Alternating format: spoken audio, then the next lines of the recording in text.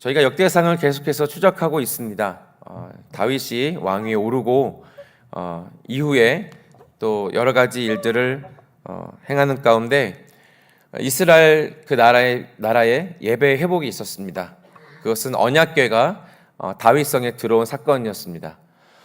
아비나답의 집에 오랫동안에 그 집에 보관되어져 있다가 다윗이 왕위에 오르자마자 그의 아비나답의 집에서 언약궤를 이제 다윗의 성으로, 자신의 성으로 안치하기 위해서 과정을 밟습니다. 하지만 우리가 아는 바와 같이 그 중간에 오르난의 타작마당에서 소가 날뛰므로 인해서 그 언약궤의 진행이 중간에 멈추게 되죠. 그러나 오베데돔이라고 하는 한 사람의 헌신을 통해서 그 하나님의 법궤를 잘 섬김으로 말미암아서 다시 다윗이 힘을 얻고 다윗성으로 그 언약궤를 모셔옵니다. 이로 인해서 이스라엘의 그 예배 회복이 일어나게 되는 것을 볼 수가 있습니다. 소위 다윗의 장막이라고 하죠. 장막을 치고 하나님의 언약궤를 그 안에 두었습니다. 그리고 수많은 레위인들을 동원하여서 오로지 그 언약궤 앞에서 예배하는 찬양의 제사를 드리는 것만을 하게 하는 레위인들, 악기를 연주하고 노래를 하고 또 그 다윗의 장막을 지키는 그 문지기로 섬기는 레위인들을 따로 구별하여서 다윗의 장막의 예배를 진행하였습니다.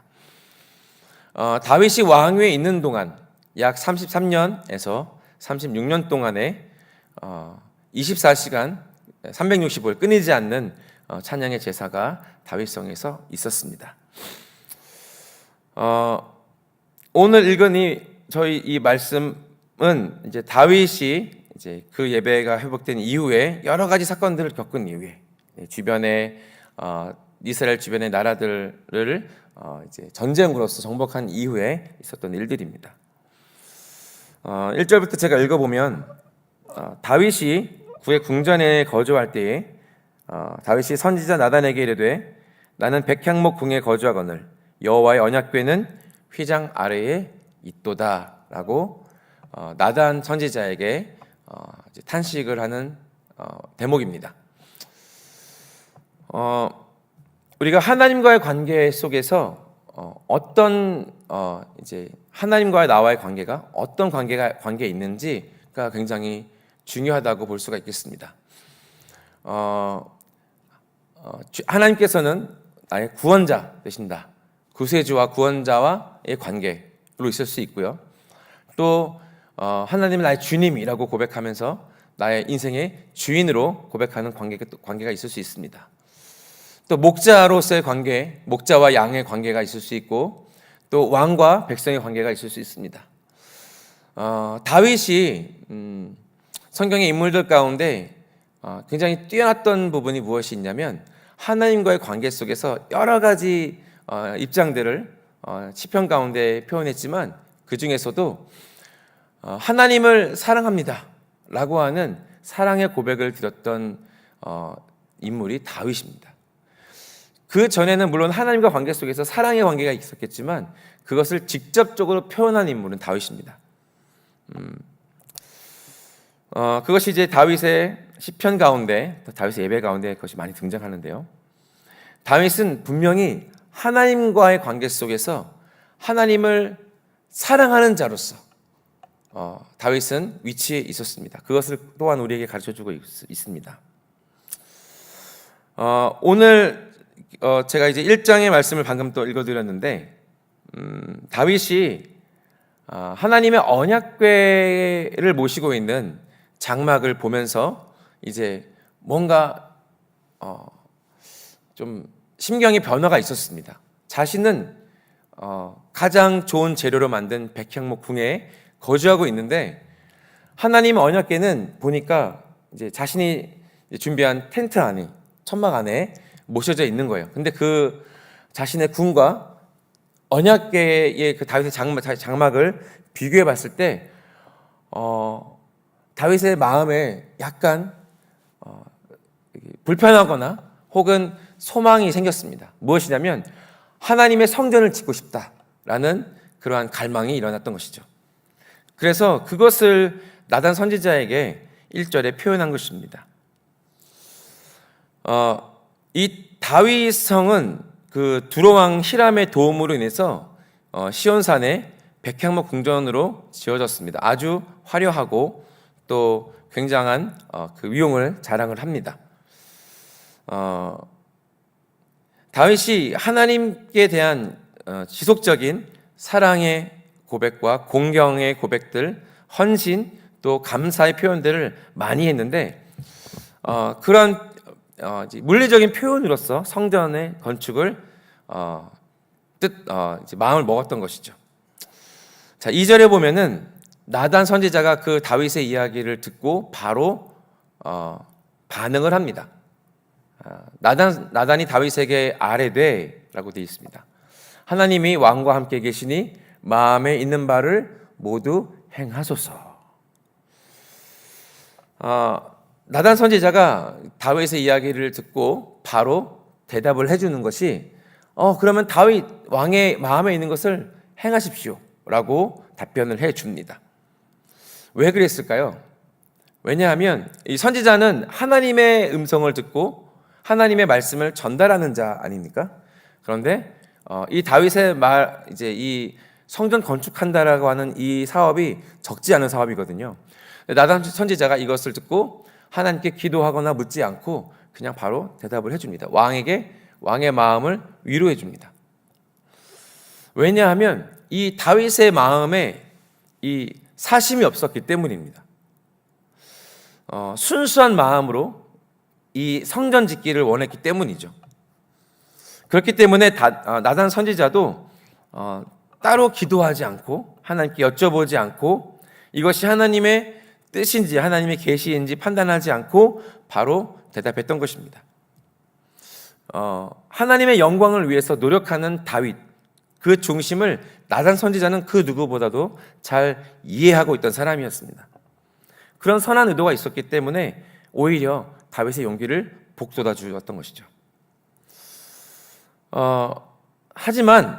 그러나 아무리 다윗의 동기가 선하고 또 하나님의 영광을 쫓아서 행했던 다윗의 행적이 아무리 위대했다 할지라도 우리 믿는 자들의 기준은 하나님의 뜻에 두어야 합니다. 할렐루야.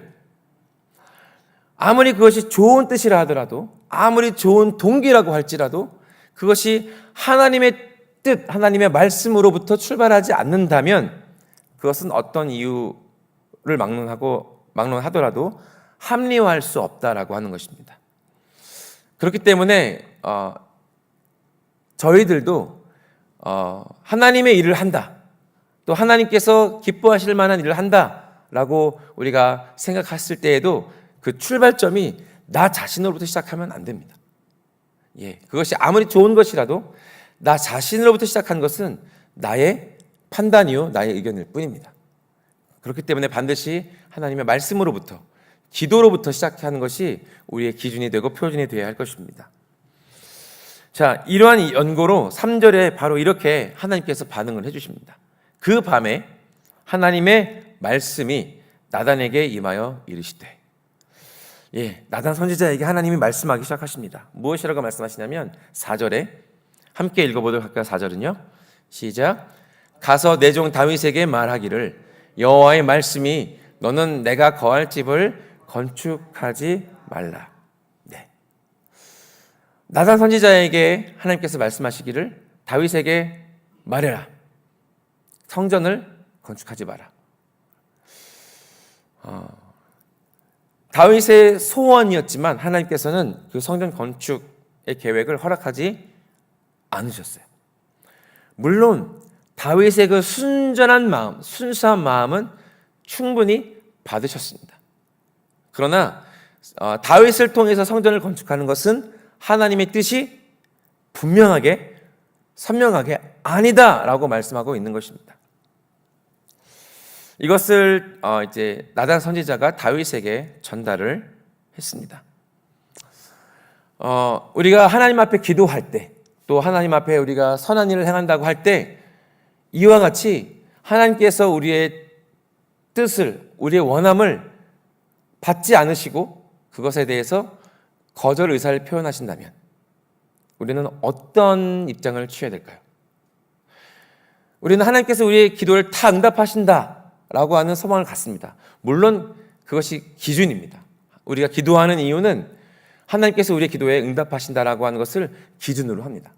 그러나 내가 원하는 기도의 예스가 하나님의 모든 응답은 아닌 것입니다. 하나님의 노도 하나님의 응답이라고 하는 것을 우리는 기억해야 할 것입니다. 여기에 다윗이 얻은 응답은 노였습니다. 그런데 성경에 보면요, 하나님께 자신의 원함을 이제 표현했는데 하나님께서 아니다, 노라는 표현을 해주셨을 때 하나님께서 원하시는 믿음의 반응이 있는데 그 믿음의 반응에까지 다다르지 못한 자들이 있습니다. 첫 번째로 우리가 살펴볼 인물은 가인이라고 하는 사람입니다. 이제 아담의 후손이죠. 이제 가인, 이제 아담의 이제 장남입니다. 가인과 그의 동생 아벨이 하나님 앞에 제사를 하게 됩니다. 창세기에 그것이 나오는데요. 우리가 잘 알고 있습니다. 가인과 아벨의 제사가 어떠했는지. 물론 둘 다 자신이 수고한 자신의 소산물을 가지고 제사를 드렸습니다. 가인은 농작물을 가지고 하나님께 제사를 드렸고, 둘째 아벨은 양을 가지고 제사를 드렸어요. 창세기 4장에 그것이 기록되어 있는데요. 제가 읽어보겠습니다. 세월이 지난 후에 가인은 땅의 소산으로 제물을 삼아 여호와께 드렸고 아벨은 자기의 양의 첫 새끼와 그 기름으로 드렸더니 여호와께서 아벨과 그의 제물은 받으셨으나 가인과 그의 제물은 받지 아니하신지라. 여기 분명하게 하나님의 예스와 노가 여기 기록되어 있습니다. 아벨에게는 아벨의 제사를 받으셨지만, 예스 하셨지만 가인의 제물은 거절하셨습니다. 이때 가인의 반응이 어떠한지 함께 살펴보시죠. 5절의 후반절입니다. 가인이 몹시 분하여 안색이 변하니. 6절입니다. 하나님께서 그 가인의 반응을 보시고 이렇게 말씀하십니다. 여호와께서 가인에게 이르시되 내가 분하여 함은 어찌 됨이며 안색이 변함은 어찌 됨이냐. 하나님께서 노라고 하는 응답을 주셨을 때 가인은 하나님을 향해서 화를 내고 분을 참지 못했습니다. 그 분을 참지 못하여 결국에는 자신의 아우인 아벨을 들에 있을 때 쳐서 죽이는 첫 살인 사건이 일어나게 됩니다.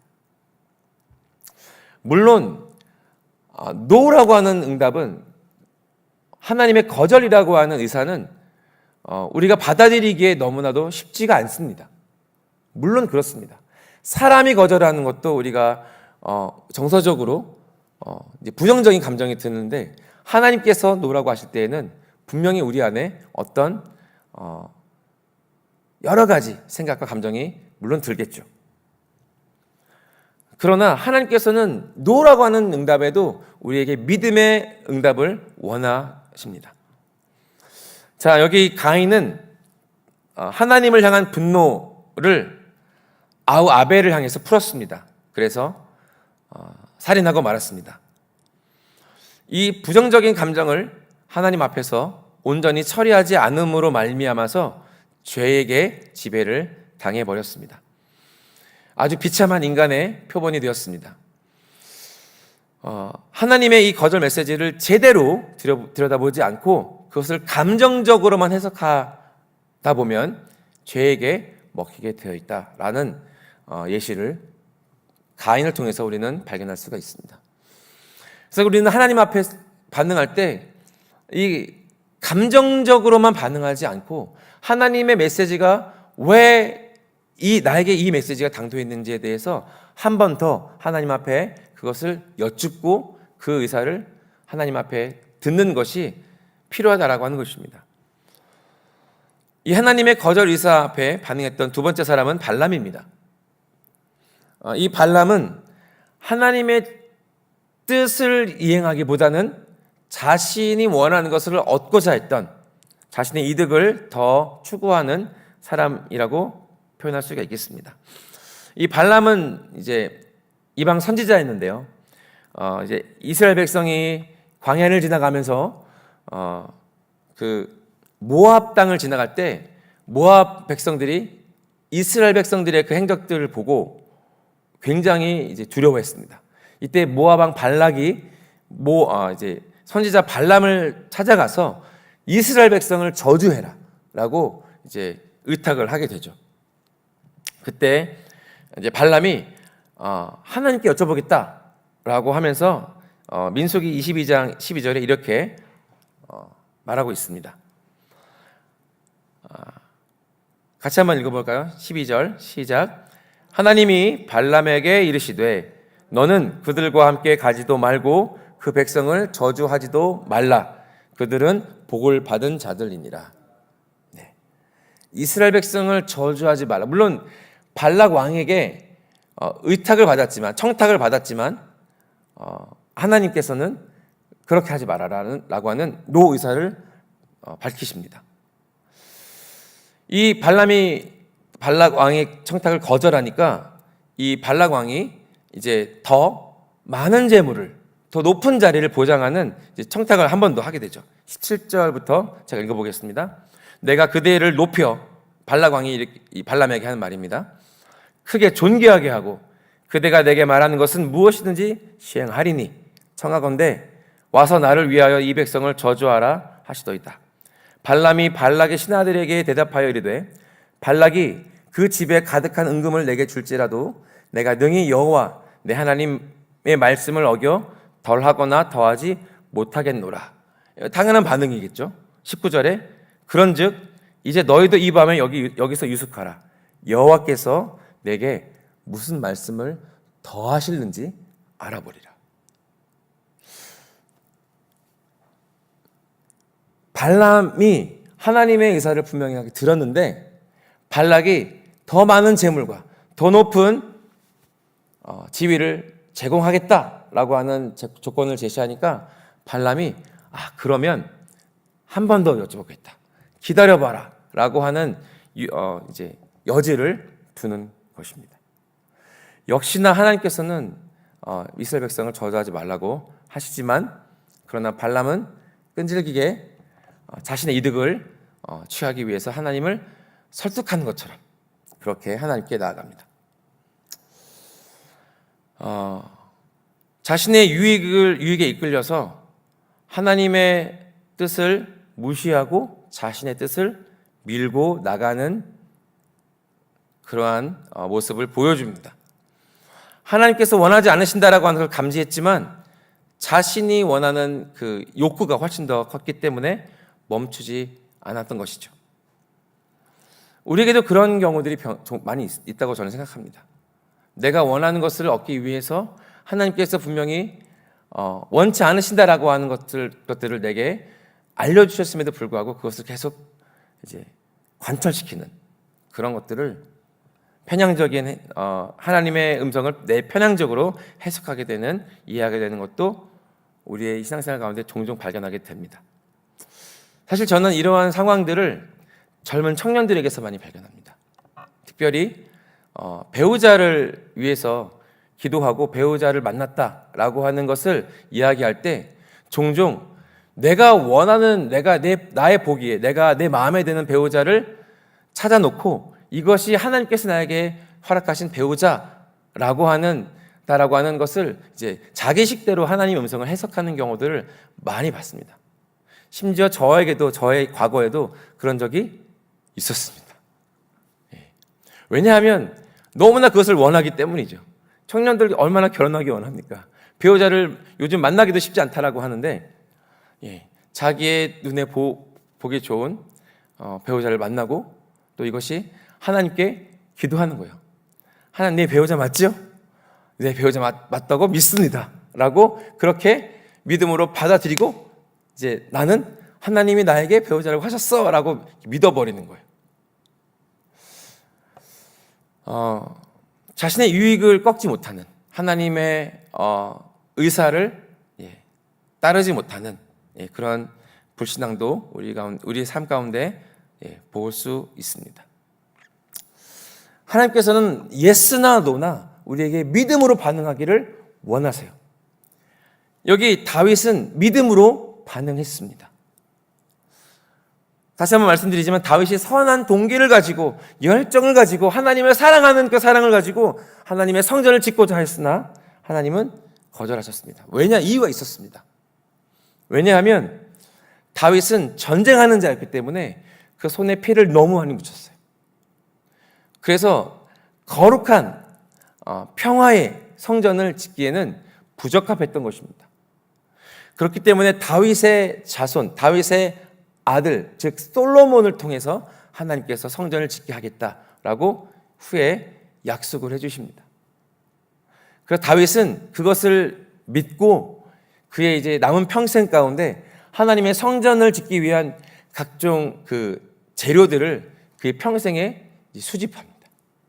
이제 솔로몬은 이제 짓기만 하면 되는 거예요. 이제 설계도를 가지고 성전을 짓기만 하면 될 정도로 많은 준비, 만반의 준비를 다윗이 그의 평생에 최선을 다해서 행합니다. 다윗이 믿음으로 반응했습니다. 하나님께서 거절하셨지만 그 하나님의 뜻이 무엇인지를 한 번 더 여쭙고 주님의 뜻을 이루기 위해서 다윗은 수고하였습니다. 이와 같이 거절의 의사를 받았음에도 불구하고 믿음으로 행했던 자들이 또 있습니다. 사도 바울이 있습니다.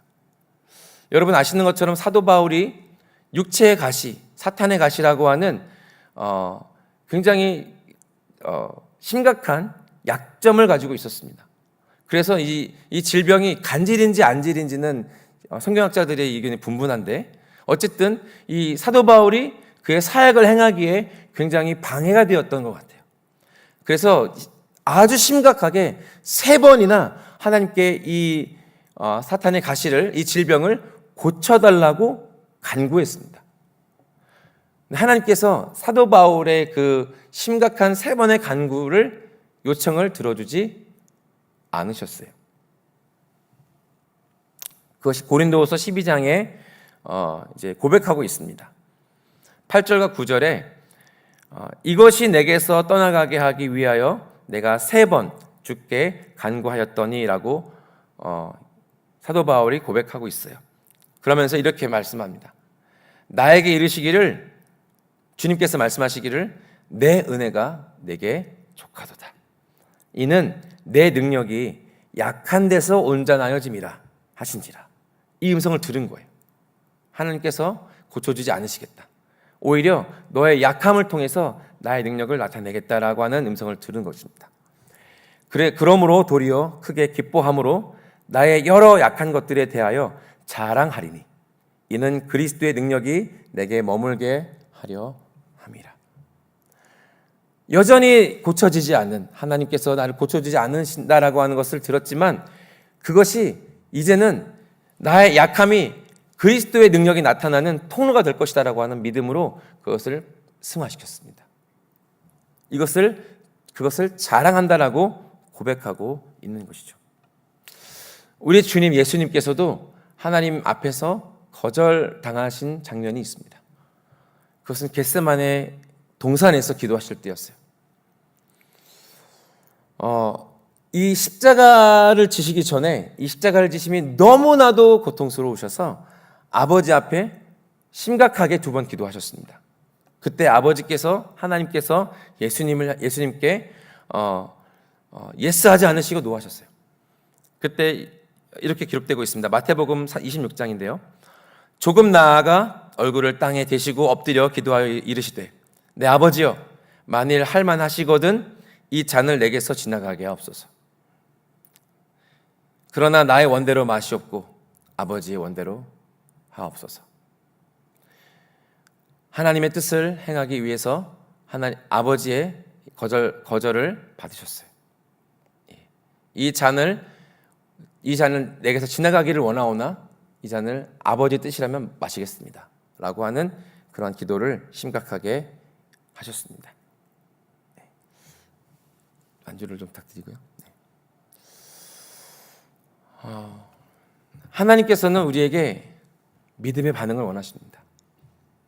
신앙의 시작부터 신앙의 마지막까지 우리가 주님의 얼굴을 얼굴로 대면할 때까지 하나님께서는 우리에게 믿음을 요구하십니다. 우리의 인생의 여러 단계와 여정과 사건과 또 우리를 낙심하게 만드는 일들도 또 하나님께서 우리에게 열심히 우리가 기도하고 주님께 구했지만 하나님께서 더 깊은 하나님의 뜻으로 말미암아 그것을 거절하실 때도 있습니다. 다윗처럼, 사도 바울처럼, 그리고 예수님처럼.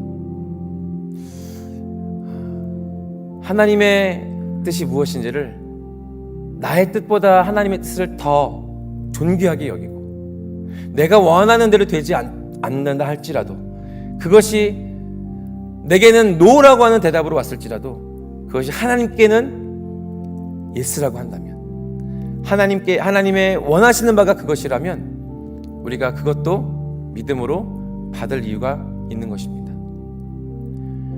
그것이 내게 가인처럼 감정적으로 받아들여질지라도 그것을 억누르고 하나님의 뜻이 옳습니다 라고 하는 믿음의 태도로 바꿔가는 것.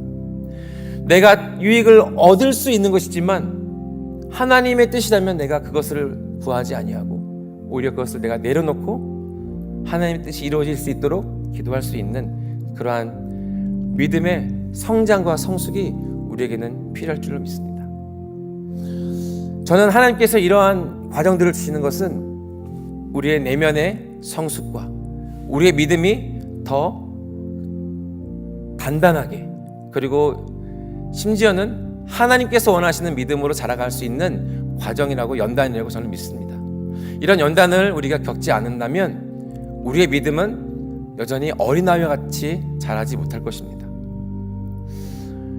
하나님의 뜻을 더 나의 뜻보다 귀하게 여기는 것, 그것이 내가 원하지 않는 것일지라도 내가 혹시 하나님 앞에서 거절당하는 것일지라도 하나님의 뜻이 확인이 된다면 그것을 받아들일 수 있는 믿음이 우리에게 필요한 줄로 믿습니다. 하나님은 선하신 분이십니다. 하나님 우리를 사랑하시는 분이십니다. 우리를 온전한 길로 인도하기를 원하시는 분이십니다. 하나님 우리의 아버지가 되시기 때문에 우리가 잘못된 길로 가기 원치 않으시고 우리의 삶이 바닥으로 내리치는 것을 원하지 않으시고 우리의 삶이 아름답게 그리스도를 닮은 모양으로 우리를 지으신 창조의 원형 그 모습 그대로 아름답게 주님의 형상으로 주님의 모습으로 예수 그리스도를 닮아가는 작은 예수로 우리를 부르고 계시다는 것을 우리 시간 이 말씀을 통해서 다시 한번 우리 이해되기를 축복합니다.